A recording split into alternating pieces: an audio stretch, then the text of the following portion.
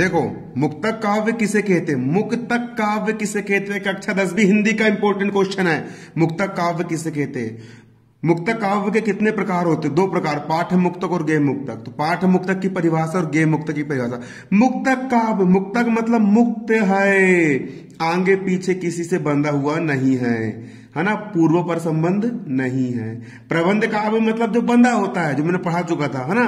और मुक्तक मतलब मुक्त है, खुला है, छुट्टा सांड है ना कि नहीं? आ रहा है ना समझ में?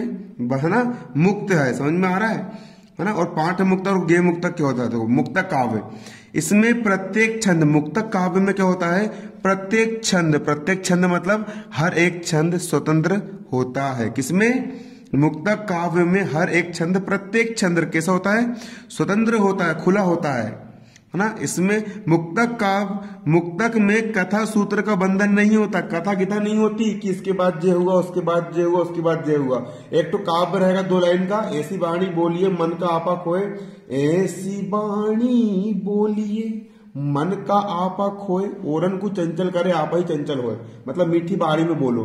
कहीं कथा है क्या इसमें? नहीं है। आगे पीछे को संबंध है क्या? नहीं है। एक में पूरा हो गया ना, वो हो गया ना। बंधा है क्या किसी से? वो तो जो दोहा है 2 लाइन का, है ना।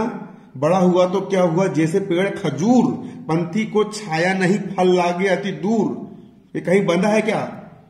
स्वतंत्र है ना अपने आप में, तो मुक्त है ना। तो मुक्तक काव्य का उदाहरण है कि नहीं? मुक्तक में कथा सूत्र का बंधन नहीं होता, इसमें प्रत्येक छंद स्वतंत्र होता है। मुक्तक काव्य में प्रत्येक छंद स्वतंत्र होता है, इसमें कथा का बंधन नहीं होता, इसमें कथा का बंधन नहीं होता। अरे मुक्तक काव्य में कथा का बंधन नहीं होता, ये पूर्व पर मतलब आगे पीछे के बंधन से मुक्त होता है, आगे पीछे किसी से बंधा हुआ नहीं होता है। ये पूर्व पर बंधन से कैसा होता है? मुक्त होता है। मुक्तक काव्य 2 प्रकार के होते हैं। मुक्तक काव्य कितने प्रकार के होते हैं? 2 प्रकार के होते हैं। मुक्तक काव्य कितने प्रकार के होते हैं? 2 प्रकार के होते हैं। पहला होता है पाठ्य मुक्तक और दूसरा क्या होता है? गेय मुक्तक। पाठ्य मुक्तक मतलब जिसको पढ़ा जाता है वो पाठ हो गया, जिसको गाया जाता है वो गेय हो गया। पाठ्य मुक्तक पढ़े जाते हैं, क्या होते हैं? पढ़े जाते हैं। इनमें किसी एक भाव या अनुभूति की गहनता होती है। किसमें? पाठ्य मुक्तक में किसी एक भाव या अनुभूति क्या होती है? गहनता होती है। बिहारी के दोहे, कबीर के दोहे, रहीम के दोहे, तुलसी आदि के दोहे इस कोटि में आते। किस कोटि में आते हैं? पाठ्य मुक्तक की कोटि में आते हैं। अगला होता है गेय मुक्तक, जो गाए जाते हैं, संगीतात्मकता आती। गेय मुक्तक संगीतात्मकता, गेयता विद्यमान रहती। सूर मीरा के पद, मीराबाई ने जितनी भी लिखी है, हेरी में तो प्रेम दीवानी मेरो, दर्द न जाने कोई। गा रहे कि नहीं इसको अपन? पायो जी मैंने राम रतन धन पायो, मीरन गाई ना। तो जो गाए जाते हैं वो गेय मुक्तक, जो पढ़े जाते हैं वो कौन से? पाठ्य मुक्तक। जल्दी याद करो, बताओ जल्दी। देखो भाई, ये क्वेश्चन आया है सन 2018 में हिंदी विषय में, है ना, कक्षा 10वीं के हिंदी विषय में। और मुझे ऐसा लग रहा है कि हो सकता है कि सवाल इस साल पे जाए पेपर में। मुझे आईएमपी लगा, इसलिए मैं इसका वीडियो लेकर के आ गया। समझ ले अच्छे से ना। पाठ्य मुक्तक और गेय मुक्तक में अंतर लिखो। क्या लिखो? पाठ्य मुक्तक और काय में? गेय मुक्तक में अंतर लिखो। पाठ्य मुक्तक और गेय मुक्तक में अंतर नहीं लिखो। तो पाठ्य मतलब पढ़े जाने वाले काव्य और गेय मतलब गाने वाले।